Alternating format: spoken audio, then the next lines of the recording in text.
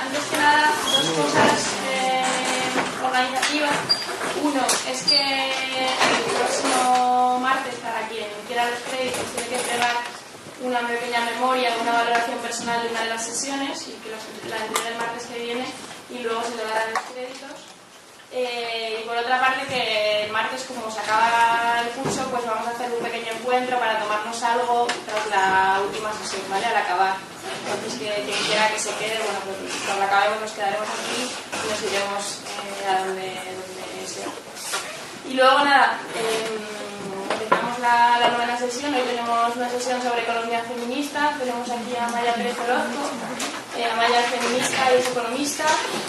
Estudió economía y hizo el doctorado internacional y desarrollo aquí en esta facultad y tiene una tesis sobre economía feminista. También es militante y activista de los movimientos sociales y en especial del movimiento feminista. Actualmente es investigadora y hace poco ha sacado un libro sobre que se llama Su versión feminista de la economía. Y nada, muchas gracias por estar aquí. Vamos a hablar unos 60-70 minutos y luego tenemos una parte de debate, ¿no? Bueno, pues nada, muchas gracias por la posibilidad de estar aquí. Además, eso, al ser la facultad donde hice el doctorado, porque hace ilusión el volver, además a contextos más que se salen como del marco de la estructura docente planificada, ¿no?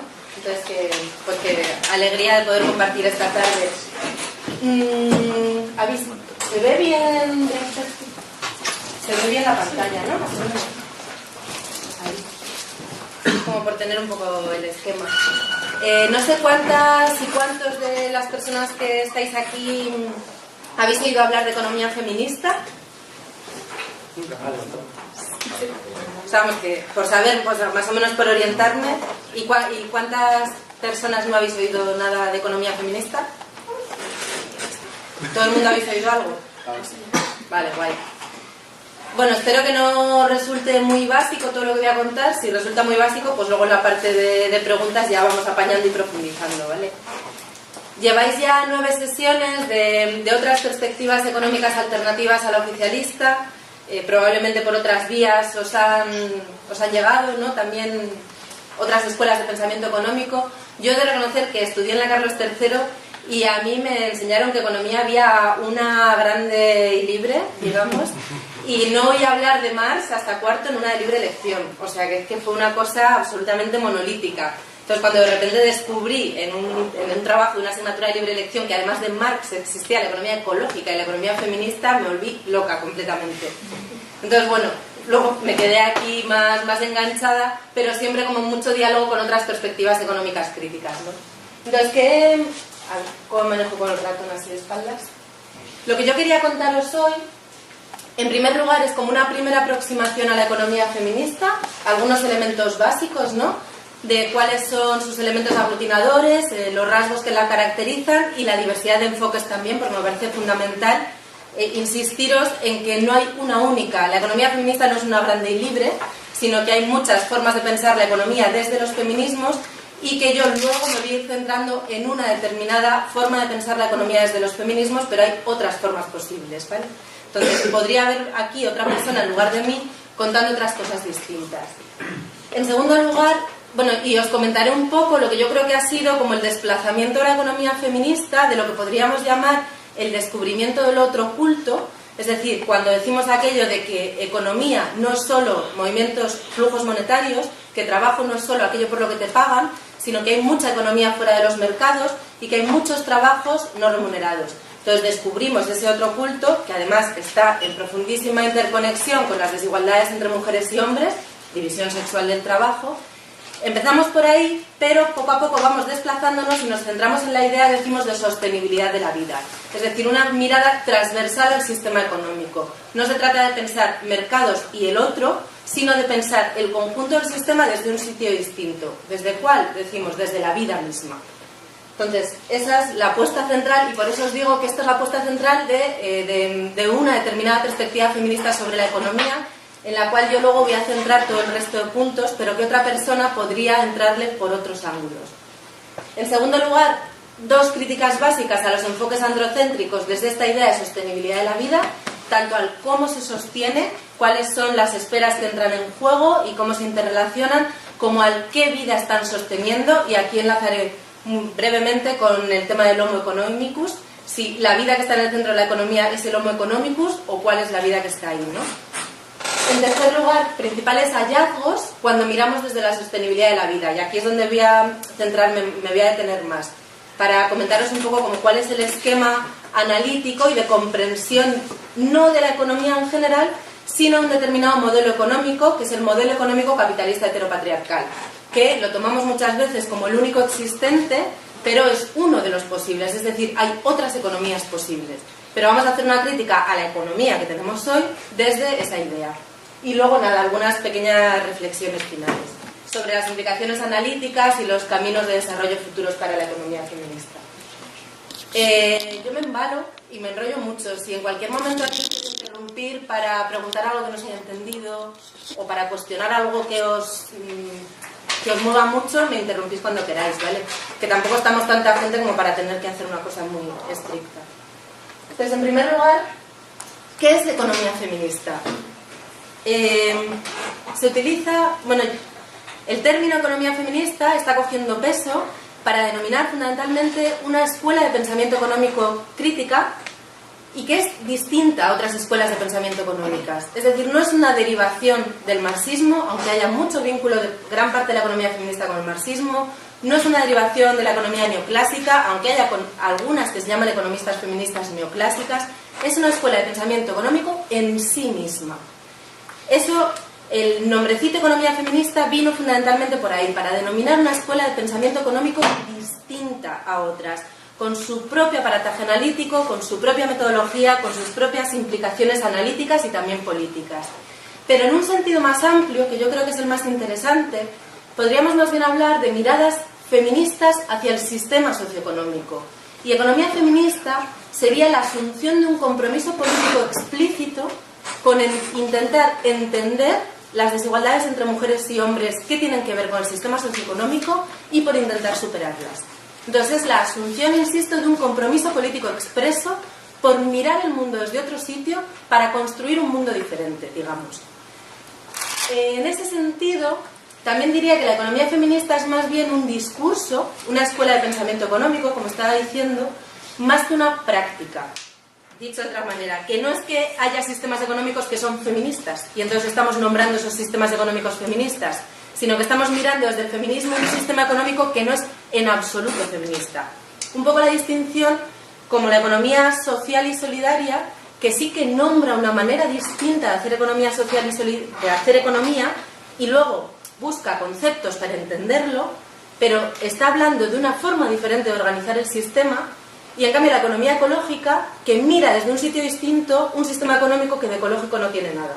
Entonces, en ese sentido, la economía ecológica también es más un discurso que no una práctica, mientras la economía social y solidaria es más una práctica que no una teoría, aunque teoría y práctica se retroalimentan, ¿no? Y de hecho, yo aquí diría que hay una cierta diferencia. En Europa, en Norteamérica, la economía feminista es más una teoría, un discurso, pero en América Latina, en muchos sitios se está pensando en la economía feminista más como una práctica diferente. Todos nos preguntamos, ¿cómo podemos organizar, gestionar los recursos y los trabajos y la satisfacción de necesidades para poder decir que lo que hacemos es feminista? Y esto, que yo creo que en América Latina empezó antes, está viniendo aquí cada vez con más fuerza. Entonces, cada vez con más fuerza nos preguntamos cómo podemos poner en marcha experiencias económicas que sean feministas. Pero de momento, más bien, yo creo, y luego si no lo discutimos, no sé qué opinará Isa u otras compañeras, es más una teoría que una práctica. La pregunta aquí es ¿de dónde emana esa teoría? La teoría de la economía feminista viene de la universidad, de las instituciones legítimamente reconocidas como depositarias del saber, o emana de un campo de creación de pensamiento mucho más amplio que estalla el corsé de lo académico. Y yo diría que viene de un marco mucho más amplio, que de hecho el pensamiento feminista más potente no es el que está encerrado en las aulas, sino el que surge como mínimo en contacto entre la academia y el movimiento feminista de fuera, ¿no? Entonces este es otro de los grandes debates que están en la economía feminista, pero que yo creo que están en cualquier escuela de pensamiento económico crítico, donde se construye pensamiento económico crítico, en la universidad o fuera de la universidad, en esos ámbitos no oficialmente reconocidos como creadores de pensamiento, ¿no? Y el último elemento que quería señalar así de partida es la diversidad de la economía feminista, lo mismo que os decía. En economía feminista se mezcla gente que somos economistas y venimos de formación, cada quien de donde venga, de formación marxista, de formación neoclásica, institucionalista, keynesiana, lo que sea, y feminismos súper diversos también, feminismo liberal, feminismo radical, feminismo posmoderno. Entonces, esas dos conjunciones generan la explosión de una diversidad enorme. Además, hay otro elemento, que es joven, o sea, que no lleva 200 años de historia, lleva unas cuantas décadas. Entonces, por ser joven y por esa pluralidad de partida, de las formaciones de partida, se construye unas miradas feministas sobre la economía muy diversas. Pero además de eso, yo creo que la economía feminista no tiende a crear un cuerpo teórico uniforme, un bloque monolítico, ni unas propuestas políticas monolíticas. Es decir, que la diversidad es parte como del ADN, porque precisamente se admite el diálogo, no se cree en la existencia de una verdad única y verdadera y no se hace una apuesta por buscar una única explicación del mundo, sino que se admite que puede haber distintas explicaciones del mundo que coexistan y que se retroalimenten unas a otras, que la relación entre ellas no tiene que ser como yo tengo la verdad y tú no la tienes, te voy a convencer de la mía, sino vamos a poner a dialogar mi verdad y tu verdad. Entonces, esta idea de la diversidad, de la reflexividad, de la parcialidad del conocimiento es propia de la epistemología de la economía feminista y de algunas otras ramas de pensamiento económico crítico, no de todas, ¿no? A pesar de esa diversidad, hay elementos en común que se relacionan con lo primero que dije antes. Yo creo que, por resumir mucho, podemos decir que hay 3 rasgos definitorios. Voy a terminar tirando el ordenador que me veo. Vale, gracias. Hay 3 rasgos definitorios de la economía feminista. Podríamos decir, primero, que se intenta entender y superar las desigualdades entre mujeres y hombres, es decir, que se otorga a las relaciones de género relevancia analítica en el marco de la economía. Se entiende que las relaciones económicas están atravesadas por relaciones de género de poder y se intenta entender ese proceso. Dicho de otra manera, se intentan rastrear las dimensiones heteropatriarcales del sistema capitalista. En segundo lugar, se considera que esto no se puede hacer si no cambiamos la propia idea de qué es economía. Y decimos, economía no es solo, insisto, mercados, y economía no es solo aquello que se puede contabilizar, sino que economía son, diremos, el conjunto de procesos que satisfacen las necesidades de la vida, sean o no en los mercados. Y todo esto no es reductible a enfocarse únicamente en los mercados. Y en tercer lugar, o ahí he puesto el primero, que todo esto no se hace solo por amor al saber y por amor al arte, sino que se hace para transformar un mundo que se considera injusto. Es decir, que se considera que todo pensamiento científico, si queréis, es siempre social y político y que por tanto hay que explicitar el lugar político desde el que se habla. Porque siempre que creamos pensamiento, que creamos teoría, que hacemos investigación, que hacemos economía, estamos construyendo un determinado sistema socioeconómico. Entonces, esto hay que explicitarlo. Por tanto, se intenta analizar para incidir políticamente. Desde la economía feminista se considera que los paradigmas económicos no feministas, digamos, tienden a compartir una serie de rasgos, decimos, androcéntricos y economicistas, que podríamos resumir en 2. Primero, que en general niegan significado económico a las relaciones de género, es decir, es algo que pertenece a lo social y que en un segundo momento puede aterrizar en la economía, pero no es en sí económico, o bien porque se considera que la economía es un terreno libre de relaciones de poder, economía neoclásica, ortodoxa, o bien muchos enfoques críticos porque consideran que las relaciones económicas significativas de poder son las relaciones de clase. Entonces, en este sentido se niega significatividad económica a las relaciones de género. Este es un primer sesgo, ¿no? Y el segundo, decimos que la economía se ve desde la experiencia masculina, donde el trabajo primordial, esencial, que otorga identidad es el de mercado. Y entonces se considera que economía es solo lo que pasa en el ámbito, decimos, de luego hemos llamado producción, trabajo remunerado, y se niega significado económico al ámbito de la reproducción, del trabajo no remunerado. Eso, de nuevo, es lo social, en el mejor de los casos, o son elementos que condicionan la forma de inserción laboral, pero no es en sí mismo objeto de estudio de la economía. Pero luego, además, este es el ámbito de actividad económica principal de las mujeres. Por eso, las mujeres históricamente han tenido unas tasas de inactividad altísimas, de inactividad económica, porque no se estaba llamando economía a ese ámbito. Este ala no podéis ver nada, ¿no? No, solo la esquinita esa, pero no. A mí me da igual, pero si os cambiáis. Bueno, o sea que tampoco... No me voy a pasar. Como veáis, ¿eh? No... Ya, una pone su PowerPoint tan mono y luego no se ve nada. Hace poco estuve en un sitio que no se veía ningún color, con lo cual no se entendía nada de nada. Y creo que aquí los rojos tampoco se ven nada. Bueno, no solo se niega significado económico al ámbito de actividad predominante históricamente asignado a las mujeres, con lo cual las mujeres terminan siendo etiquetadas como dependientes e inactivas, sino que además la teoría económica que se construye para entender ese ámbito que sí se llama economía, se hace desde la experiencia de los hombres. Y yo creo que aquí el caso más claro es el tema de la oferta de trabajo. Es verdad que yo estudié economía hace ya unos cuantos años. Pero cuando yo estudié economía laboral, a mí me enseñaron la oferta de trabajo como una elección entre trabajo y ocio. O dedicas tu tiempo a ganar dinero o dedicas tu tiempo a gastar. ¿Qué pasa? Que luego venía la oferta laboral especial de las mujeres, que resulta que no podían elegir entre trabajo y ocio, sino entre trabajo, ocio y trabajo no remunerado.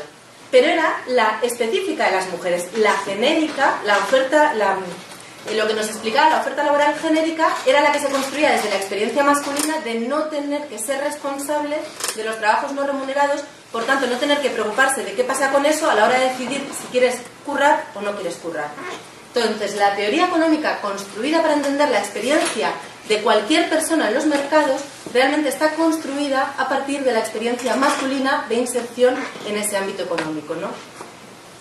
En este sentido, podemos decir que hay miradas económicas críticas, economicistas, productivistas, androcéntricas, que yo creo que serían, o sea, que no está mal centrarse en entender qué pasa en los mercados. El problema es si decimos que eso es el todo de la economía. O no está mal entender determinadas experiencias en los mercados. El problema es si decimos que eso es la experiencia universal de cualquiera. Entonces, no está en absoluto, está estupendo entender las relaciones de clase. El problema es si decimos que esas son las únicas relaciones económicamente significativas. Entonces, cuando decimos que cuando solo nos enfocamos en las relaciones de clase y cuando solo miramos al ámbito de los mercados y además lo hacemos a través de la experiencia masculina, ahí es donde aparece el problema. Donde aparece, digamos, lo que llamamos el esclavismo productivista. Frente a esto, la economía feminista, uno de los elementos principales fue esa recuperación de todos los trabajos no remunerados. Esto es un cuadro que hizo el PNUD, el Programa de Naciones Unidas para el Desarrollo, o sea que no es nada muy feminista precisamente. En base a una serie de encuestas de usos del tiempo, en el 95 calculó el tiempo total de trabajo que se hacía en el mundo para sostener los sistemas socioeconómicos. El cuadradito está dividido, si lo veis, nos podemos fijar solo en el de arriba, porque uno es para países en vías de desarrollo y el otro es para países industrializados, pero no son muy distintos los datos. El cuadradito lo que nos dice es el tiempo total de trabajo que se hace. La parte más oscura es el tiempo total que hacen los hombres y la parte más clarita el de las mujeres. Y luego, de la horizontal para arriba es el trabajo pagado y de la horizontal para abajo el trabajo no pagado. No sé, supongo que como buenos economistas tenéis el ojo bastante rápido para entender gráficos y números. Lo que este cuadro nos viene a decir es algo que se constata en todos los lugares, de manera realmente sorprendente, al margen de los niveles de desarrollo, entre otras cosas. Primero, que hay tanto o más trabajo fuera del mercado que dentro del mercado. Es decir, que cuando hablamos de los trabajos no remunerados, no estamos hablando de una partecita del sistema, que es que estamos hablando de un volumen ingente de trabajo. Hay tanto o más trabajo no remunerado para sostener los sistemas socioeconómicos que tenemos que trabajo del mercado. Segundo, También se constata prácticamente en todos los lados que la carga global de trabajo de las mujeres es mayor que la de los hombres. Es decir, que las mujeres curramos más. Se constata también de manera transversal, pero que el trabajo de mujeres y hombres se reparte de manera muy desigual. La mayor parte del tiempo de trabajo de las mujeres es trabajo que no se paga, que no tiene derechos sociales, que no se llama trabajo, mientras que la mayor parte del tiempo de trabajo de los hombres sí que está dentro del mercado. Es decir, que hay una división sexual del trabajo que permanece, insisto, de manera sorprendente en distintos países, ¿no? Yo aquí había traído datos para ejemplificar esto. A nivel europeo son de hace... La verdad es que no los tengo súper actualizados, pero son de hace un par de años, pero no merece mucho la pena. Si queréis vemos España, arriba están los hombres. Los hombres trabajan algo así como 6 horas 40 minutos o algo así. Abajo las mujeres que trabajan 7 horas, podemos decir. Aquí podemos decir que no hay mucha diferencia, pero se vuelve a constatar, se trabaja más. Mientras que la mayor parte del tiempo de trabajo de las mujeres es no pagado, el rojo, mientras que la mayor parte del tiempo de trabajo de los hombres es el azul, el pagado, ¿no? Insisto que no me quiero detener en datos, pero para que lo veáis. Otros datos que me parecían relevantes, y son los únicos que traigo en toda la exposición, para insistir que no estamos hablando de una partecita, que estamos hablando de un elemento absolutamente integral y determinante del sistema socioeconómico. Esto es un cálculo de ¿cuántos millones de empleos a tiempo completo son, pues son las horas que dictamine la jornada laboral? Todavía no nos han puesto las 65, o sea que a tiempo completo, pero tienen vacaciones, tienen descansos semanales, etcétera. ¿Cuántos millones de empleos a tiempo completo habría que crear para reemplazar las horas de trabajo no remunerado que se destinan a distintas actividades? ¿Se entiende? ¿Sí, no? Para cuidado de menores, habría que crear 1,5 millones de empleos a tiempo completo. Estos son datos para España. Para sustituir el trabajo no remunerado de los hombres. Para sustituir de las mujeres más de 7 millones de empleos. Para sustituir el de limpieza, casi 1,5 para sustituir el tiempo que dedican los hombres.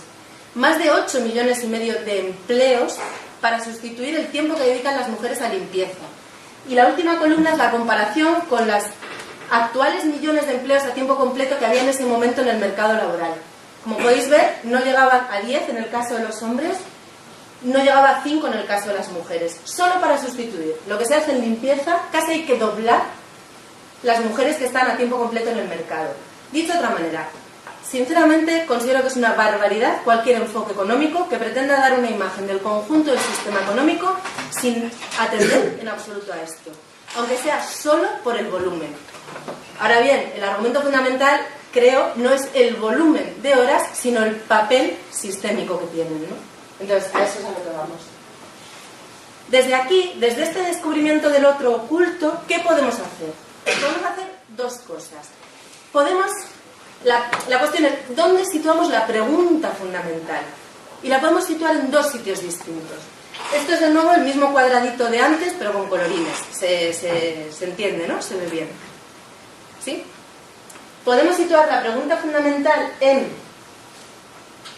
intentar averiguar cómo el trabajo no remunerado que hacen las mujeres incide en su poca participación en el mercado laboral y cómo desplazar esa diagonal para convertirla en una vertical y acabar con la división sexual del trabajo en el mercado y fuera.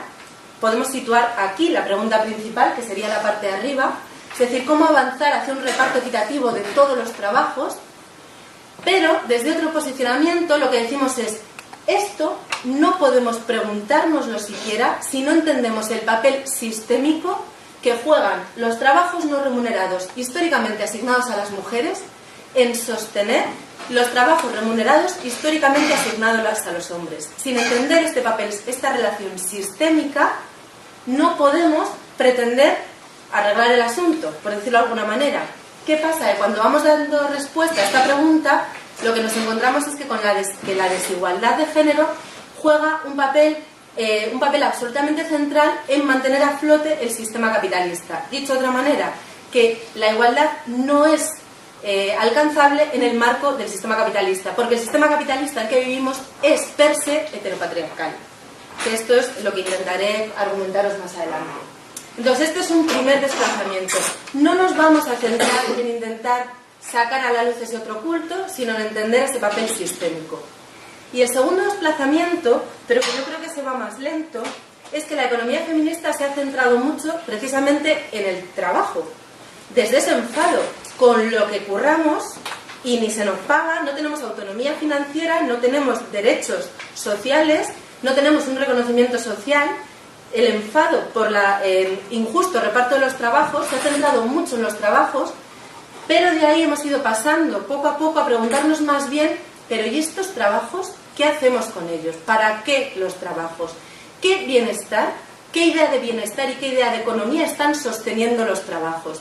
Dicho de otra manera, no nos preocupa solo cómo se reparten los trabajos o los recursos, sino qué idea de bienestar, qué idea de vida que merece ser vivida están sosteniendo esos trabajos y esa generación de recursos. Entonces hemos ido haciendo un desplazamiento paulatino, insisto, desde el trabajo hacia una pregunta más integral de qué vida queremos tener y luego qué trabajos son necesarios para sostener esa vida, pero no dando por hecho que estos son los trabajos que hay y veremos cómo los repartimos. No sé si se entiende. Entonces yo creo que estamos en ese desplazamiento. Tenemos distintas perspectivas feministas, distintas miradas feministas sobre la economía. Esto es un repaso rapidito, ¿eh? Por un lado, lo que podríamos llamar la economía del género. La economía del género sigue centrada en el cuadrado naranja. En los mercados, en el trabajo remunerado, en el ámbito de la producción, como queramos llamarlo, intentando entender las brechas de género. Desigualdad salarial, desigualdad en tasas de actividad, desigualdad en tasas de temporalidad, de lo que sea. Desigualdad en el acceso a préstamos, es decir, también en los mercados financieros o en el acceso a otro tipo de recursos. Pero sigue dejando en la sombra ese otro oculto. La economía feminista aparece cuando eso se saca a la luz. Pero primero se saca desde esa mirada que os decía dual. Dejamos intocado toda nuestra comprensión de los mercados e intentamos rescatar o entender esa otra dimensión de la economía. Pero como si ese sacar a la luz esa otra dimensión de la economía no nos obligara a replantearnos nada de lo que ya sabíamos. Y de ahí, más bien, por eso lo llamamos economía feminista de la conciliación o integradora. Tampoco tenemos un nombre único, ¿no? Pero intentamos integrar lo que ya sabíamos, las teorías que ya teníamos, con el aprender, el analizar y el comprender nuevas esferas económicas que antes pasaban desapercibidas. En un segundo momento lo que hemos visto es que ese sacar a la luz del otro oculto nos obliga a replantear toda la mirada. Pongo un ejemplo muy claro. Decimos que crecimiento económico no es crecimiento de mercados y además crecimiento de esa otra esfera, sino que es que nos vamos a replantear el sentido mismo de lo económico que sucede en los mercados. Es decir, hay muchos procesos de mercado que no son economía si lo miramos desde una perspectiva vital, porque son más destructivos de vida que generadores de vida. Entonces, si decimos que economía no es lo que pasa en los mercados y otra cosa que sacamos a la luz, sino que economía son los procesos que satisfacen las necesidades de la gente, los procesos, decimos, que sostienen la vida, podemos decir que hay muchos procesos de mercado que son directamente antieconómicos y que, desde una mirada crítica, por ejemplo, podríamos querer eliminar, desde una mirada más decrecentista. Entonces, dicho de otra forma, desde la idea de cuál es su impacto en la vida, vamos a reevaluar el funcionamiento de todo el sistema socioeconómico. Y vamos a reevaluar también nuestras propias vidas económicas. Entonces, desde ahí pasamos, insisto, a la noción de sostenibilidad de la vida. Economía son los procesos que ponen las condiciones de posibilidad para vivir vidas que merezcan ser vividas. Y aquí estamos abriendo la pregunta de qué es una vida que merece ser vivida. El problema es que toda teoría económica tiene una noción de cuál es la vida que merece ser vivida detrás, pero no se explicita, no se dice. Entonces lo que decimos es, vamos a explicitarlo, cada quien, cuál es la vida que queremos, que consideramos que merece ser vivida. Vamos a decirlo, vamos a ponerla en discusión y así podremos construir otra cosa. La economía ortodoxa tiene una noción muy determinada. Vivir bien es consumir de manera creciente y limitada en el mercado. Pero de esto no discutimos, se da por hecho que el objetivo de la economía tiene que ser este porque el bienestar es eso. Entonces desde aquí lo que hacemos es ponerlo en cuestión. Preguntarnos, insisto, cuál es la vida que merece ser vivida.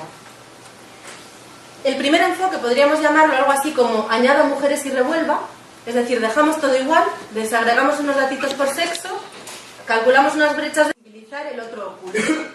Y el último nos proporciona lo que os comentaba, esa mirada transversal. Dicho de otra manera, decimos, no se trata de a la producción sumarle la reproducción. ¿De qué nos importa producir nada si no es para reproducir la vida? Con lo cual, la mirada transversal tiene que ser la reproducción de la vida. Como la reproducción se entiende como la antítesis de la producción, cambiamos, digamos, el nombre y hablamos de sostenibilidad de la vida. Los distintos enfoques se diferencian no solo a nivel, podríamos decir, del objeto de estudio, que es de lo que hemos estado hablando, sino a nivel también metodológico. El añado Mujeres y Revuelva, la economía del género, que es algo que está teniendo bastante cabida en las universidades, porque precisamente toda mirada feminista es mucho más fácilmente asumible en el marco de la academia, cuanto más despolitizada esté y cuanto menos altere lo que había de partida. Entonces, el enfoque de añadir Mujeres y Revuelva tiene el mismo problema que la economía neoclásica, que el objeto de estudio está limitado por el método que tenemos. Entonces, ¿esto no lo puedo cuantificar? Pues no lo puedo estudiar. Entonces, hay un objeto limitado por un método preexistente. Vamos haciendo paulatinamente una ruptura con esto y vamos buscando distintos métodos que nos permitan entender el objeto de estudio que queremos analizar. Entonces, no hay un método predefinido. Buscamos un método que nos permita, insisto, resolver aquello que queremos entender. Y aquí caemos en esos grandes males de la interdisciplinariedad, o lo que, yo creo que esto es un debate también dentro de la economía crítica, el eclecticismo, que lo llama alguna gente, que es muy crítica con el eclecticismo. El eclecticismo, como te voy a contar cualquier cosita que al final diga lo que yo quiero, yo consideraría también que es un problema, pero el eclecticismo entendido como vamos a buscar el método que mejor nos resuelva aquello que necesitamos entender, que nos obligan muy mucho a romper con la metodología estricta que nos enseñan en las facultades, ¿no? Esta parte de abajo ya no la veréis la mayor parte, pero habla de el distinto posicionamiento epistemológico, es decir, qué consideramos que es la ciencia y cómo se hace ciencia. Entonces, desde un punto de partida ilustrado, donde buscamos la verdad verdadera, que además es única y que además es universal, vamos cada vez más pasando a la idea de que no hay una única verdad, que lo que hay son verdades parciales y distintos puntos de vista que coexisten, sin que esto signifique que cualquier cosa vale. Es decir, sin que esto signifique que vayamos a caer en el relativismo de que cada quien ve las cosas de una manera y entonces no hay manera de decir nada. Entonces se va buscando lo que se llama el posicionamiento epistemológico de los conocimientos situados. No me detengo, si a alguien le interesa, al final hablamos más de ello. Y en este sentido también vamos pasando de intentar entender el capitalismo a intentar entender el capitalismo heteropatriarcal, porque decimos que el sistema económico que tenemos no es solo capitalista, sino que también es heteropatriarcal, pero además decimos es que además de heteropatriarcal es racista y es colonialista y es medioambientalmente destructivo, como ya ha contado Óscar Carpintero. Es lo que decimos el capitalismo heteropatriarcal racialmente estructurado, globalizado. El capitalismo colonialista, racista. Entonces la cosa es, ¿y cómo lo llamamos? A mí me gusta esta expresión de esa cosa escandalosa. Entonces, el objetivo de la economía es entender cómo funciona esta cosa escandalosa, que además de capitalista es otras perversiones, ¿no? Y por último, todo esto tiene profundas implicaciones en términos políticos, es decir, ¿cuál es la política que hacemos desde aquí? El primer enfoque de añadir a Mujeres y Revuelva, no sé cómo lo he puesto ahí, pero en todo caso, digamos, apostaría por la igualdad en el marco del sistema. Inserción en el mercado laboral, inserción en los mercados financieros, ruptura del techo de cristal, etc. El segundo marco apostaría más bien por la idea de estado del bienestar y socializar los cuidados, es decir, sacar mucha parte de los cuidados fuera y avanzar hacia un reparto equitativo entre mujeres y hombres en el marco de un estado del bienestar ampliado. El último marco apostaría más bien por una transformación sistémica en la línea de lo que podríamos llamar el decrecimiento ecofeminista y en la línea de la apuesta por el buen vivir. Entonces, a nivel político, como me voy a centrar más en el nivel analítico, pero que sepáis que están esas derivaciones políticas y si queréis luego las hablamos en el debate. crítica a los enfoques androcéntricos, desde esta perspectiva de sostenibilidad de la vida. Primero, ¿de qué vida estamos hablando? ¿Quién es ese Homo economicus que nos venden?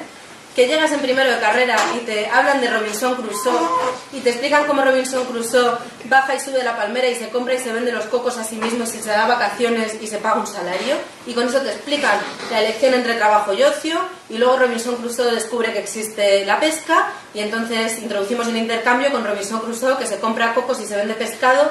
Es un delirio absoluto. Pero ¿cuál es la perspectiva de la vida en sí misma que está detrás de este delirio? Entonces hay una crítica a los Homo economicus y una crítica a cómo sostiene su vida ese Homo economicus, a cómo nos venden que sostiene su vida a través de la producción. Entonces, la crítica al Homo economicus, voy rápido por todo, porque yo qué sé, he decidido como lo que he dudado si contar menos cosas y detenerme más, o contar más y detenerme menos, y he optado por esto último porque a cada quien se le puede encender la chispita por un lado distinto. Entonces voy rápido en esto también. Crítica al Homo economicus en muchos sentidos. Hay una crítica profunda a cuál es el proceso de toma de decisiones, ese proceso de maximización individual de la utilidad, de ese análisis coste-beneficio basado en esos comportamientos individuales egoístas. Entonces se habla de como la naturaleza mucho más compleja de lo que es las interacciones humanas, los procesos de toma de decisiones, que además del egoísmo está el altruismo, pero existen otras muchas motivaciones. Entonces, bueno, por ahí hay toda una crítica. Pero sobre todo la crítica es a si entendemos la economía como ese terreno donde estamos funcionando sujetos autosuficientes, como Robinson Crusoe. Oye, que llegamos creciditos, sanos, estupendamente a la isla, súper sanos, súper adultos, nunca hemos sido niños, nunca hemos tenido una enfermedad, no nos caemos de la palmera y nos quedamos con una paraplegia, no nos hacemos viejos. La economía solo aborda esos sujetos que se supone que se valen por sí mismos a través de la inserción en el mercado. Y nos preguntamos, ¿la economía realmente es esto? De hecho, ¿la vida realmente es esto? ¿La vida es una experiencia de autosuficiencia? Y lo que decimos es, bien al contrario, la vida no es una experiencia de autosuficiencia. La vida es una experiencia de mutua interdependencia. La vida es una experiencia, decimos, de vulnerabilidad. La vida es posible, pero la vida no es segura. La vida no es por milagro. La vida no es por intervención divina. La vida no es por casualidad. La vida es, decimos, si la cuidamos, si ponemos sus condiciones de posibilidad. La vida es vulnerable y la única manera de hacerse cargo y hacer frente a la vulnerabilidad de la vida es en relación con el resto. Es en interdependencia. Por tanto, la economía no podemos nunca entenderla como el sumatorio de comportamientos individuales de sujetos autosuficientes, sino como redes de interdependencia. Luego diremos también, la interdependencia, cuando digo interdependencia no estoy diciendo nada bueno en sí mismo, estoy nombrando algo que es. El problema es que la interdependencia hoy se niega, se oculta y se termina resolviendo en términos, decimos, de explotación y de desigualdad, donde hay vidas que valen más que otras, que explotan a esas vidas que valen menos, y que al explotar esas vidas que valen menos se dibujan a esas mismas como las vidas de los sujetos autosuficientes, que son quienes encarnan el sueño americano, si quieres, ¿no?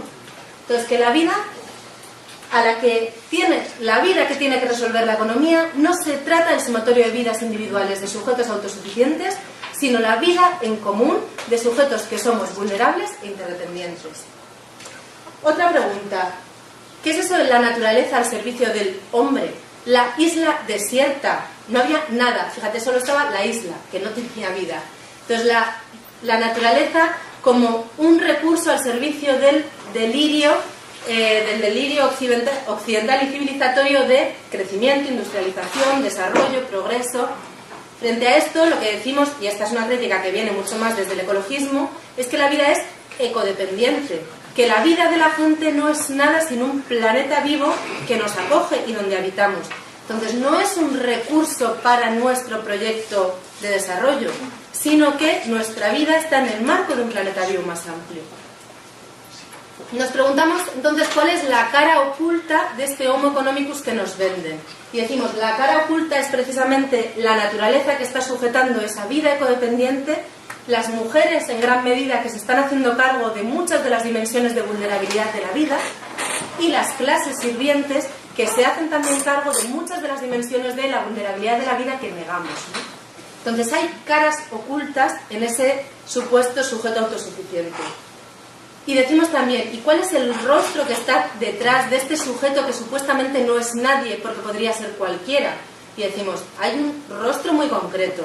Es un hombre, es blanco, es adulto, tiene una funcionalidad normativa, probablemente es heterosexual, probablemente es del norte.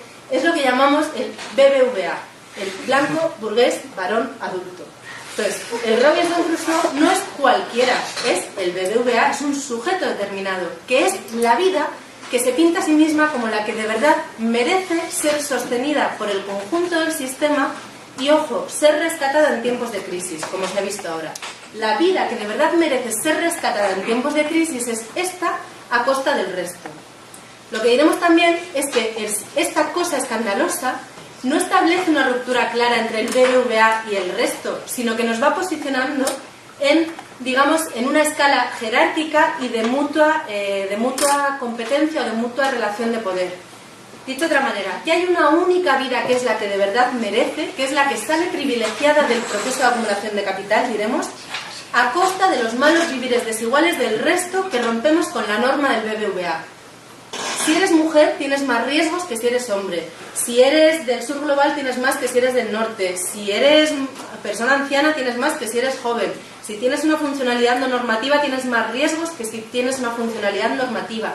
En la medida en que te alejas de ese sujeto único que se impone como la única vida que merece, tienes distintos riesgos vitales en el marco de un sistema capitalista que pone los mecanismos para que las vidas del resto se precaricen para poder sostener plenamente una única vida, ¿no? Y en segundo lugar decía la crítica, por un lado, al qué vida y al cómo sostenemos la vida. El cuento que nos venden es que sostenemos la vida a través de la producción que se realiza en las empresas, que genera bienes y servicios que llegan a los hogares a través de la fuerza de trabajo, bueno, el flujo circular de la renta más simple, con flujos de bienes y servicios reales, las flechitas moradas, que se corresponden con flujos monetarios, que son las flechitas blancas. La única iniciativa económica está en el ámbito de las empresas. En los hogares resulta que el dinero llega y sale convertido en gente, automáticamente. Entra un asiento bancario y sales tú, lavada, estupenda, alimentada, sana, dormida, con una casita, con tu ropa limpia. Entra dinero y sale cocina cocinada, automáticamente. Entonces, la economía considera que el proceso por el cual el dinero se convierte en gente es automático y no es económico. La labor primera de la economía feminista es desvelar cómo este proceso de automático no tiene nada. Esto es precisamente la idea de la autosuficiencia. Entra dinero y sale gente. Te insertas en los mercados y la vida se sostiene automáticamente. Decimos, aquí hay procesos muchísimo más complejos que tenemos que desenredar, que tenemos que entender. Entonces, las críticas a la idea de la producción, yo creo, lapidarias son dos. Por un lado, la del ecologismo, que dice aquello de que la economía es un subsistema abierto en un planeta cerrado, que no intercambia materiales con el exterior, y que la economía lo único que hace es extraer y transformar lo que ya estaba y generar residuos, pero no crea ni produce nada nuevo, que de hecho la ilusión, el sueño de la producción, en base a una medida artificial de la riqueza, que es el dinero, nos permite obviar el problema de los límites físicos del planeta y habernos llevado a una situación donde ya nos hemos cargado los límites físicos del planeta. Entonces, la crítica del ecologismo lapidaria es directamente: la producción no existe. Lo único que hacemos es extraer, transformar y generar basura. La crítica desde el feminismo es decir que la producción tiene un otro oculto, que es ese ámbito de la reproducción, de los cuidados, el trabajo no remunerado, los trabajos invisibilizados. Tampoco tenemos muy claro cómo llamarlo, ¿no? Creo que me voy a saltar. Este es un esquema de la renta ampliado de Antonella Picchio, que es una economista italiana, donde de la horizontal para arriba tenéis toda la parte de producción mercantil y de la parte para abajo tenéis, de la horizontal para abajo tenéis lo que se podría llamar el espacio de sostenibilidad de la vida.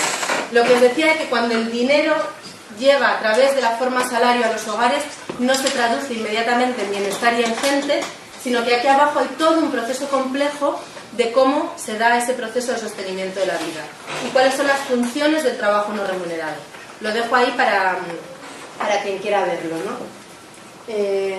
Porque como voy un poco mal de tiempo, prefiero centrarme en esto. En primer lugar, decimos, sostenibilidad de la vida en el centro es la apuesta básica de la economía feminista. Cuando hablamos de la vida, estamos diciendo que la vida tiene dos condiciones inescapables, que la vida es vulnerable y por tanto interdependiente y que es ecodependiente. Y estamos diciendo también que cuando desde la economía feminista nos preguntemos si la economía va bien o va mal, no nos vamos a preguntar por los índices de mercado, ni siquiera nos vamos a preguntar por las tasas de empleo ni por las tasas de consumo. Nos vamos a preguntar por cómo va la vida, pero no la de cada quien por separado, sino la vida del conjunto, todas las vidas en su diversidad. Por tanto, la economía no puede ir bien si van bien unas vidas a costa de otras vidas. Hay un criterio ético-político de universalidad que nos sirve para valorar cómo va la economía. Y otro criterio ético-político no solo de universalidad, sino de singularidad. Si ponemos en marcha un sistema económico que sea capaz de reconocer la diversidad vital, de responder a todas las vidas, de resolver la vida en común, atendiendo a la diversidad de la vida. Eso es que la economía vaya bien para la economía feminista. Claro, desde esta óptica la economía va bastante mal. Entonces, como punto de partida, insisto, esas dos condiciones inescapables de la existencia y esos dos criterios ético-políticos irrenunciables. Y como punto de partida del cómo, ese intento de sacar a la luz todas esas esferas, procesos y sujetos que suelen permanecer ocultos y preguntarnos por cómo se dan en el marco de un planeta vivo. Dicho de otra manera, aquí me estoy soltando un poco el rollo. Estoy intentando resaltar puntos de engarce con la economía ecológica, pero que son puntos de engarce que no están suficientemente desarrollados, que necesitamos desarrollar más. Desde aquí, las preguntas analíticas son varias. Y estoy hablando de cuáles son las preguntas fundantes de la economía, para la economía feminista. Por un lado, la pregunta es si existe una noción hegemónica de cuál es la vida que queremos vivir. ¿Y cuál es esa noción hegemónica?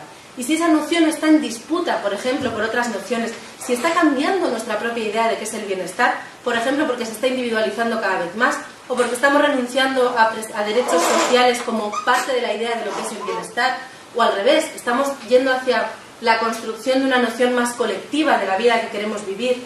Entonces, estas preguntas no son de la sociología, son de la economía en sí misma. Porque la economía es el sistema de generación de recursos que sostiene esta idea de la vida. Nos preguntaremos si la noción hegemónica de vida respeta criterios de universalidad y de singularidad, y nos plantearemos también si queremos contribuir a construir otra idea de la vida que queremos vivir. Si queremos que nuestro ejercicio, nuestro trabajo analítico sirva para construir otra idea de a qué bienestar aspiramos, ¿no? Y a nivel de los cómo, las preguntas analíticas básicas serán cuáles son las esferas socioeconómicas que están en funcionamiento, sin dar por hecho que sean los mercados capitalistas. Tenemos una economía que está superconstruida para entender el capitalismo, y en el capitalismo en el norte global, y que luego intentamos meter con calzador a otras realidades económicas, y no calza, porque no está pensada para entender la diversidad de las formas de organización económica. De hecho, para entenderlo en otros sitios tenemos eso de la antropología económica. Pues está la economía, la de verdad, que es la nuestra, y luego la antropología económica, que es para entender esas formas de esos otros subdesarrollados, ¿no? Entonces, es más bien echar un paso para atrás y abrir la cabeza a la posibilidad de que existan distintas esferas socioeconómicas, además de los mercados capitalistas. ¿Qué prioridad dan a la vida? ¿Cómo reconocen las necesidades de la vida? ¿Cómo reparten los trabajos? Y ya... Bueno, esas eran como preguntas fundantes, digamos, de la economía feminista. Intentar, insisto, desnaturalizar los mercados capitalistas. Pero, me salto todo esto porque no tenemos mucho tiempo, el intento de construir nexos entre el ámbito de lo micro y el ámbito de lo macro, porque tenemos también teorías económicas muy extendidas que van a entender ámbitos muy macros o ámbitos muy micros. La teoría neoclásica empieza a lo micro y luego desde ahí deriva todo lo demás. Entonces, aquí intentamos hacer un engarce, empezar desde distintos sitios y también hacer un engarce entre la dimensión discursiva y simbólica de la realidad y la dimensión más material. No se trata solo de entender las estructuras materiales, sino también las estructuras discursivas y ver cómo se reconstruyen de manera simultánea. Si esto es, digamos, como el planteamiento de partida de la economía feminista, ¿cómo aterriza todo esto en el marco, voy a centrarme aquí sí, del capitalismo heteropatriarcal? Dicho de otra manera, todo lo que digan adelante va a tener profundos sesgos norcéntricos, podríamos decir, porque no voy a meterle una dimensión global al asunto. Va a tener sesgos antropocéntricos, porque me voy a dejar el tema de la economía ecológica de lado. ¿Cómo aterriza en el capitalismo heteropatriarcal, lo anterior? Nuestra mirada económica habitual tiende a mirar solo dos esferas, mercados y Estado. Lo que estamos diciendo es que pueden, y que de hecho existen otras esferas, que los hogares son una institución económica fundamental, que tiene que ver con ese otro culto del que hablaba antes, que tiene un volumen enorme, pero también dar cabida a la posibilidad de las redes sociales, de la comunidad, de la economía social y solidaria, del tercer sector, como lo podemos llamar. Eso también juega un papel económico y podemos, si queremos, potenciarlo. E intentar entender las interrelaciones complejas que existen en todo ello, ¿no? Además de pensarlo, como decía antes, en el marco de un planeta vivo. Si vamos a ampliar la mirada y a ver distintas esferas de generación de recursos, la primera que tenemos es la de los mercados. Pero decimos, los mercados no son per se capitalistas. ¿Qué pasa en los mercados capitalistas de peculiar respecto a otros mercados? Y lo que decimos es que los mercados capitalistas se mueven por una lógica de acumulación de capital, donde el dinero se convierte en el fin en sí mismo. El dinero deja de ser un medio para facilitar el intercambio, como nos han vendido, al menos a mí, en las clases de economía, y el dinero se convierte en el fin, se convierte en el mecanismo que permite acumular poder y recursos. Lo que decimos es que bajo el dominio de la lógica de acumulación, la vida está siempre amenazada, que existe un conflicto estructural e irresoluble entre garantizar el buen funcionamiento del proceso de acumulación de capital y garantizar el buen funcionamiento del proceso de sostenibilidad de la vida en común y en interdependencia. Decimos claramente, la economía ecológica nos lo ha mostrado, que la lógica de acumulación, el funcionamiento de la lógica de acumulación de capital se basa en la depredación del planeta, pero decimos también que se basa en el expolio de la vida humana. Y esto es una manera de renombrar el conflicto capital-trabajo, en dos sentidos. Por un lado decimos que el conflicto no es solo con el trabajo asalariado, sino con todos los trabajos, también los no remunerados, y que los demás trabajos no son reductibles a la idea de trabajo asalariado. Es decir, que no podemos entender a través de la figura del trabajo asalariado todo el resto de trabajos. Entonces el conflicto es con todos los trabajos, pero más allá. El conflicto es con la vida misma, y nuestras vidas no son reductibles a trabajo. No podemos entender el ataque sobre nuestra vida únicamente a través del ataque sobre la dimensión de nuestra vida, que es ser mano de obra. Entonces decimos que el conflicto es más profundo con la vida misma. Y de nuevo, como voy mal de tiempo, paso un poco rápido con esta parte, pero si queréis, porque esta idea de intentar desarrollar la noción del conflicto capital-vida, yo creo que se lastra un poco, ¿no? Entonces lo que decimos es que bajo la lógica de acumulación de capital, siempre hay dimensiones de la vida que sobran, que no son rentables al proceso de acumulación de capital y que se tienen que resolver desde otros sitios, que siempre hay vidas enteras que sobran. Entonces hay dimensiones de la vida que son sobrantes y vidas enteras que son sobrantes, pero sobre todo el problema es que el balance conjunto del proceso económico movido por la lógica de acumulación de capital es destructivo en términos vitales en vez de generador de vida. Y lo que decimos es que el conflicto está siempre latente, aunque en momentos parezca desaparecer, como ha parecido desaparecer con los años del estado del bienestar y luego ha reaparecido en toda su virulencia con la crisis en los últimos años, ¿no? Entonces, que el conflicto es estructural y es irresoluble. Es estructural y es irresoluble, y decimos que la lógica de acumulación de capital, decimos también, no es solo capitalista, sino también, y lo dejo de nuevo aquí apuntado, es una lógica que encarna en sí misma los valores que podríamos decir antropocéntricos, es decir, de creer que el hombre está en el centro del planeta y que el planeta está a su servicio, pero que encarna también, decimos, los valores de la masculinidad, donde el trabajo de resolver la vida, los trabajos que no dejan huella, no valen nada si no es para con la vida hacer algo que sea más alto, más lejos, más fuerte. Entonces decimos que esta idea de la lógica de acumulación de capital, donde las economías de subsistencia, por ejemplo, no son válidas porque se mantienen siempre inamovibles, sino que la economía capitalista que satisface deseos es superior porque va más allá, encierra en sí valores asociados a la masculinidad en el marco del sistema heteropatriarcal. Nos preguntamos cuál es el papel aquí del Estado. Y decimos, el papel del Estado es la principal institución reguladora y mediadora en este conflicto entre el capital y la vida. Pero por mucho que lo intente, el Estado no puede anular el conflicto. El estado del bienestar es el intento de generar condiciones de vida dignas en el marco de una economía de mercado capitalista. Es el intento de conciliar lo irreconciliable. Tiene distintos mecanismos para intentar conciliar lo irreconciliable, pero en última instancia el conflicto siempre estalla. Y en última instancia, el estado del bienestar siempre se ha construido sobre la división sexual del trabajo, precisamente porque la división sexual del trabajo permitía ahogar gran parte del conflicto en ese ámbito que eran los problemitas de las mujeres. Nos preguntamos, acto seguido, si existe un conflicto estructural irresoluble, ¿cuál es el proceso que en última instancia garantizamos como conjunto social? Y decimos, como conjunto social, lo que estamos garantizando es que funcione el proceso de acumulación de capital. Y por eso decimos que los mercados capitalistas se sitúan en el epicentro de nuestra estructura socioeconómica. Esto es tautológico en el marco del capitalismo, ¿no? Pero decimos que se sitúan en el epicentro a nivel material porque determinan cómo es el proceso de producción, qué se produce, cómo se produce, cuándo se produce, quién se beneficia de lo que se produce. Definen también la regulación de los tiempos. Y el tema de los tiempos de vida humana y no humana consideramos que es fundamental. Definen la ordenación de los espacios y han definido, como dicen desde la economía ecológica, incluso una nueva etapa geológica, lo que se llama el antropoceno, ¿no?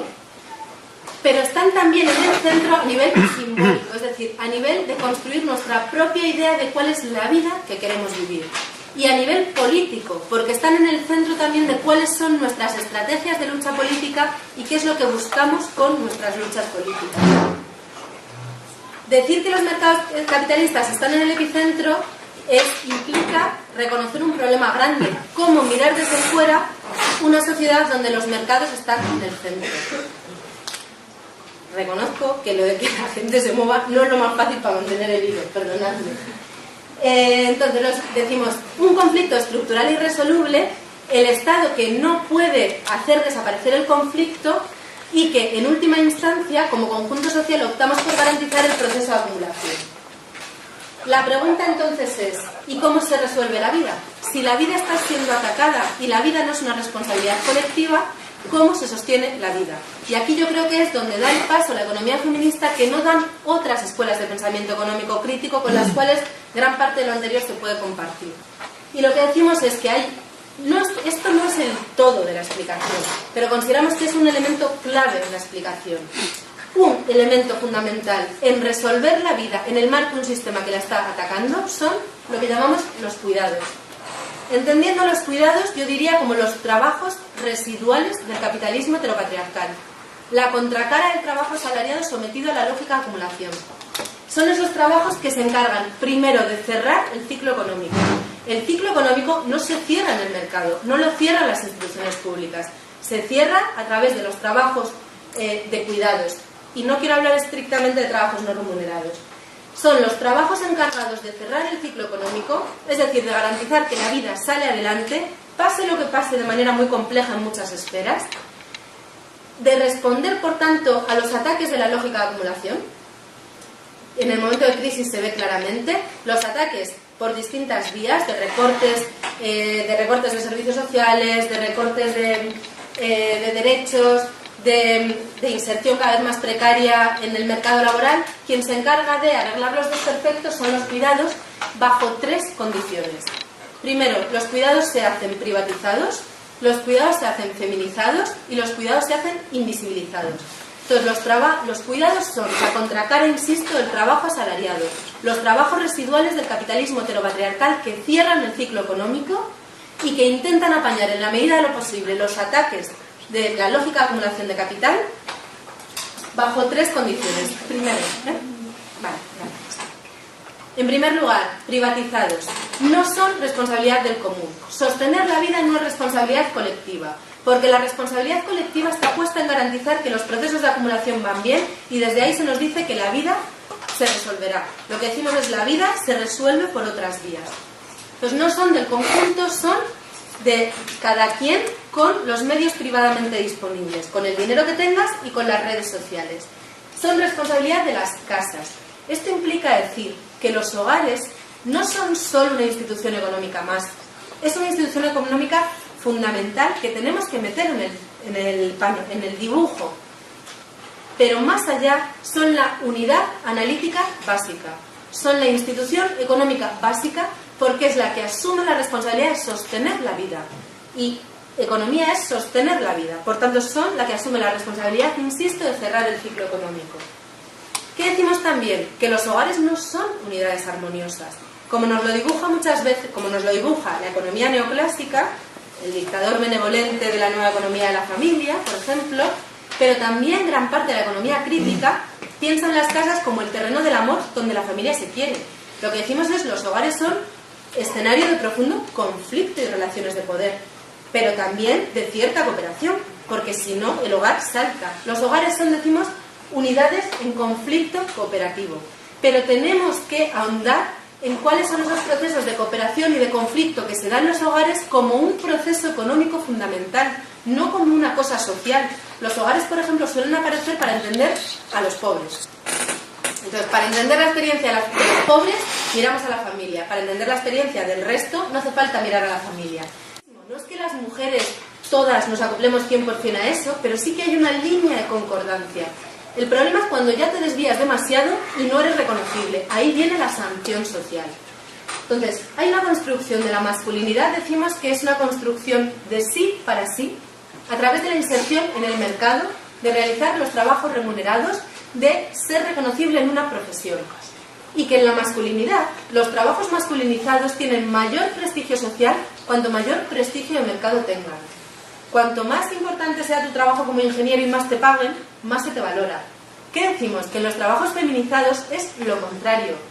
¿Cómo vas a pedir que te paguen para cuidar a tus hijos si les cuidas porque los quieres? ¿Cómo vas a pedir que te paguen por tener sexo con alguien si el sexo hay que hacerlo por amor? En los trabajos feminizados, el prestigio social, la buena mujer, la buena madre y esposa es la que lo hace gratis y por amor. Entonces hay una relación inversa entre reconocimiento de mercado y reconocimiento social en los trabajos feminizados. Y la feminidad es una construcción que hacemos de nuestra propia identidad en función de poner nuestra vida a disposición del resto. Es una construcción, decimos, de sí para el resto, a través no de hacer los trabajos no remunerados, de hacer lo que haya que hacer para que la vida salga adelante. Si estás casada con un señor que trae un ingreso, puede ser encargarte de la casa, pero si no, será ir también al mercado y será hacer millones de cosas para que la vida funcione y salga adelante. Entonces, es encargarse precisamente de los trabajos residuales. Entonces, la construcción de la feminidad pasa por encargarse de los trabajos residuales que sostienen la vida en el marco de un sistema que la ataca. Y esto en el marco de la crisis se ha visto también claramente, ¿no? Y esto explica en gran medida la distinta inserción de mujeres y hombres en el mercado laboral, la distinta asunción de trabajos no remunerados y las formas mil de trabajo que exceden esa división estricta entre trabajo pagado y no pagado y que últimamente proliferan, ¿no? Decimos que hay una ética reaccionaria del cuidado asociada a las mujeres que está movilizando los cuidados, que es esto de... esta frase, luego a ver si sabéis de quién les dice. Entre los valores fundamentales que están vinculados a la vida concreta de la mujer, se halla lo que se ha dado en llamar la capacidad de acogida al otro. No obstante el hecho de que cierto discurso feminista reivindique las exigencias para sí misma, la mujer conserva la profunda intuición de que lo mejor de su vida está hecho de actividades orientadas al despertar del otro, a su crecimiento y a su protección. Lo mejor de nuestra vida es el crecimiento del otro, no nuestra vida en sí misma, sino la del resto. Bueno, estas son palabras de Ratzinger. Puede sonar excesivo, pero si rastreamos el pensamiento económico, esta idea de que el ser mujer es darse al otro, lo permea todo y permea la vida cotidiana actualmente y los procesos de resolución de la crisis a día de hoy. Y en tercer lugar, es una responsabilidad invisibilizada. no en un sentido unidimensional, sino en sentidos varios. Está invisibilizada porque no existen herramientas analíticas y metodológicas para entender qué pasa ahí. No tenemos datos, no tenemos nombres, no tenemos conceptos. Tenemos infinidad de datos, de nombres, de conceptos para entender lo que pasa en el mercado, pero para entender lo que pasa en la vida no tenemos. Está invisibilizada en el sentido que no tiene compensación, es decir, no hay un reconocimiento del mercado, no hay una remuneración, no hay derechos sociales. Entonces, lo haces por amor, precisamente. Está invisibilizada en el sentido de que no hay tampoco una regulación colectiva y pública de lo que ahí sucede. No se definen competencias, no se definen riesgos laborales, no se definen condiciones de trabajo, de descanso, no se define nada. Pero sobre todo, está invisibilizada en el sentido de que no se construye como terreno de la política, que no se accede a ciudadanía económica y social a través de hacer los cuidados, que a través de hacer los cuidados no te autorreconoces como sujeto de derechos y no te construyes como sujeto político que vaya a cuestionar el conjunto del sistema socioeconómico. Por tanto, no establecemos estructuras políticas para abordarlo, no establecemos reivindicaciones. Dicho de otra manera, la única manera de hacer aceptable vivir en un sistema que ataca la vida es no ver el problema. Y una de las maneras fundamentales de no verlo es construirlo como el problemita de las mujeres en sus casas, no como el problema común que nos afecta al conjunto. Entonces, las visiones economistas críticas que siguen manteniendo en la invisibilidad todas estas cuestiones, de una manera no buscada, perpetúan o colaboran en la perpetuación del conflicto capital-vida porque no están sacando a la luz el ámbito donde se resuelven en su mayor crudeza, ¿no? Decimos que esto es algo que es común tanto al capitalismo de corte más productivista como a modelos más financiarizados, que de hecho está habiendo una profunda agudización del conflicto capital-vida debido a distintos procesos, la financiarización de la economía, por supuesto, el proceso de desposesión de los comunes y de destrucción de formas no capitalistas de economía, el proceso que llamamos de domesticación del trabajo, de mercantilización de la vida en general y de la vida íntima y biológica en particular. Por distintas vías se está agudizando esto. Pero en todo caso, esto era una visión de la crisis, en todo caso, digamos que el conflicto y el papel del heteropatriarcado en resolver el conflicto, que en términos muy simplones podríamos resumir como el capitalismo es un sistema que pone la vida al servicio del proceso de acumulación de capital. El heteropatriarcado es un sistema que garantiza la existencia de sujetos subyugados que se encargan de sostener la vida en un sistema que la está atacando. Todo esto, decía, no está sucediendo únicamente ahora cuando, digamos, la economía real y la producción se ponen al servicio de las finanzas, sino también de antes. Y por eso, en términos políticos, decimos que no hay marcha atrás. No hay marcha atrás en el sentido de que no es posible la marcha atrás, y aquí la idea fuerte de la economía ecológica de que estamos en tránsito hacia otro mundo distinto, y la idea de que lo que tenemos que hacer es fracasar mejor, porque el modelo del que venimos ya ha fracasado y es irrecuperable, pero también porque no es deseable, porque el sistema era ya biocida, aunque el ataque sobre la vida estaba, digamos, más maquillado. En ese sentido, lo que planteamos es que necesitamos establecer un debate radicalmente democrático sobre cuál es la vida que queremos vivir, cuál es nuestro objetivo como conjunto social que convivimos. Y, en segundo lugar, sobre cómo vamos a hacer real una responsabilidad colectiva en poner las condiciones de posibilidad de ese buen vivir. Entonces, que tenemos que abrir el debate no solo de cómo organizamos la economía, sino también de la economía para qué, al servicio de qué vida. Y que en esto lo que necesitamos es buscar medidas, decimos, de resistencia a que ese modelo capitalista heteropatriarcal, esa cosa escandalosa, se vaya afianzando y vaya penetrando en áreas donde no ha penetrado todavía, y medidas, decimos, de transición, que sean capaces de responder a la urgencia al mismo tiempo que sientan las bases de transformaciones sistémicas. Medidas que escapen de esa lógica dicotómica reforma-revolución, ¿no? Entonces, esto sería como el objetivo político en última instancia. Y ya, y esta es la última de verdad, solo por dejar ahí como algunas tareas pendientes de la economía feminista, yo creo que una primera tarea es apostar por hacer más fuerte el engarce entre teoría y práctica, entre construir otra forma de pensar la economía para construir una economía distinta, y hacer esto desde dentro de las instituciones legitimadas, tanto como las que tienen que crear conocimiento como las que tienen que hacer política, y hacerlo también desde fuera. Lograr el enganche entre, insisto, las instituciones legitimadas como depositarias del pensamiento y de la política y los ámbitos no legitimados, pero donde sabemos que también se crea pensamiento y también se hace política. En segundo lugar, necesitamos afianzar el engarce con otras perspectivas críticas, desde esa idea de que tenemos que establecer un diálogo horizontal y no tenemos que ir a una lucha por quién tiene la verdad, sino que tenemos que contagiarnos mutuamente. Esto implica una apuesta por la transdisciplinariedad, y en una facultad de economía creo que es especialmente importante decirlo. Y en último lugar, tenemos que apostar también por la diversidad de miradas feministas y en concreto, creo que es fundamental, la economía es súper etnocéntrica, está muy centrada en la experiencia del norte global. Tenemos que hacer un esfuerzo especialmente grande por mirar visiones económicas y en concreto la economía feminista, visiones feministas que vengan del sur global, que por ejemplo nos pueden desestabilizar cosas tan caras, tan queridas para la economía feminista, como la propia división entre trabajo pagado y trabajo no pagado, que para la economía feminista es un pilar. Y sin embargo tú te vas a la experiencia de una mujer campesina que cultiva la chacra con el niño a la espalda y que parte de lo que cultiva se lo come y otra parte lo vende, ¿y qué es eso? No es ni trabajo pagado ni trabajo no pagado, son formas distintas. El mundo rural y la economía popular son, yo creo, otros dos grandes elementos que la economía feminista no alcanza realmente a entender y que son fundamentales. Y esto creo que es algo que otras perspectivas económicas críticas también comparten, la necesidad de mirar, de descentrarnos, de que Europa no es el ombligo del mundo, básicamente, ¿no? Y bueno, yo lo dejo ahí para que un poquito de tiempo.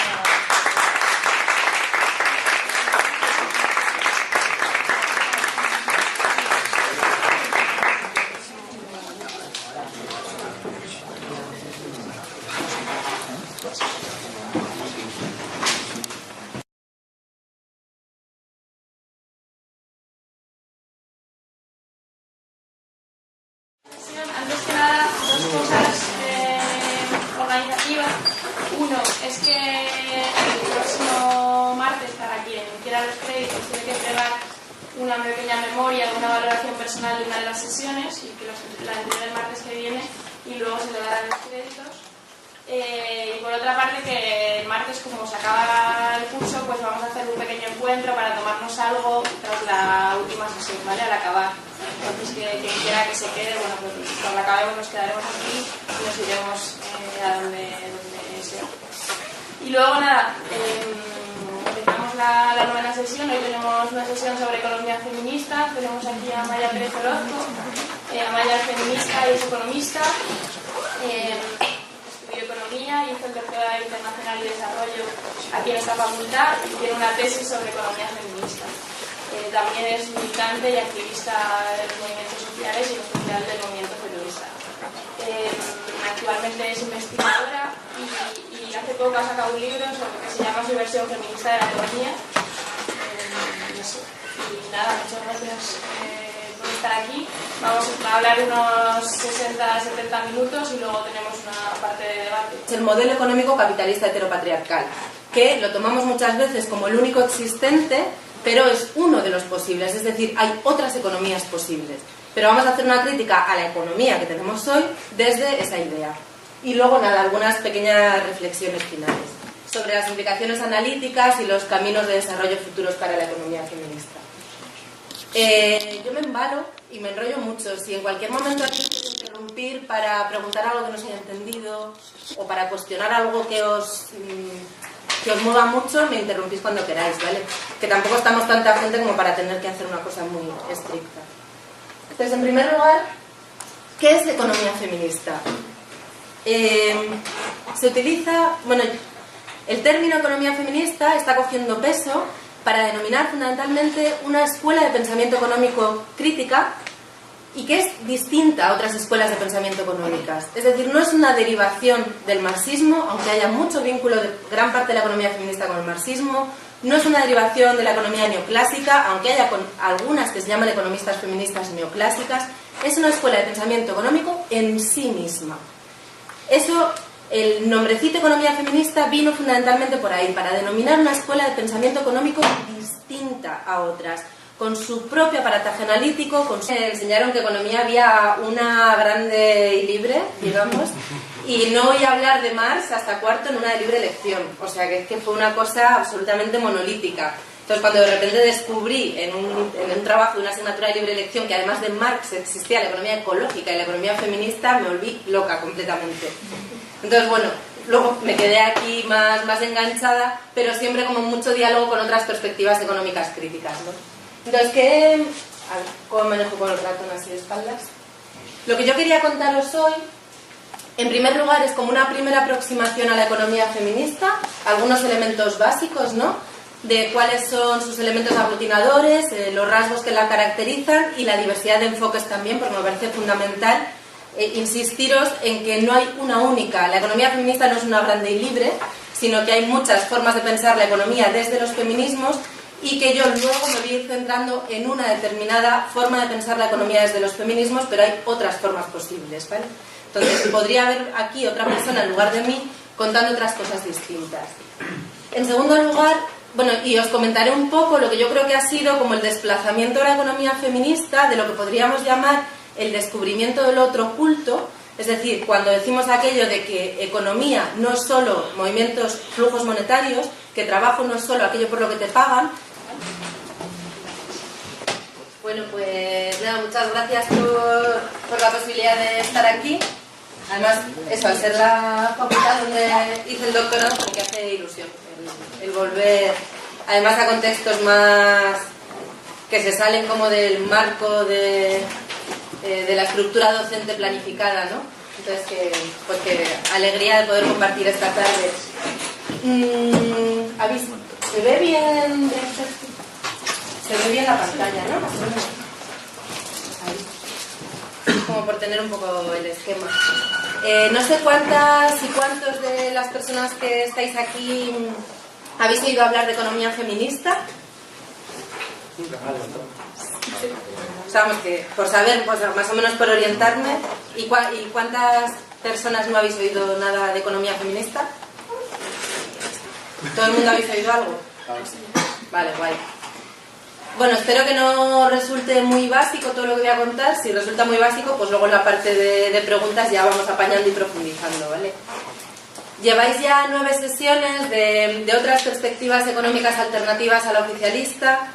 Probablemente por otras vías os han llegado, ¿no? También otras escuelas de pensamiento económico. Yo he de reconocer que estudié en la Carlos III y a mí, sino que hay mucha economía fuera de los mercados y que hay muchos trabajos no remunerados. Entonces descubrimos ese otro oculto que además está en profundísima interconexión con las desigualdades entre mujeres y hombres, división sexual del trabajo. Empezamos por ahí, pero poco a poco vamos desplazándonos y nos centramos en la idea, decimos, de sostenibilidad de la vida.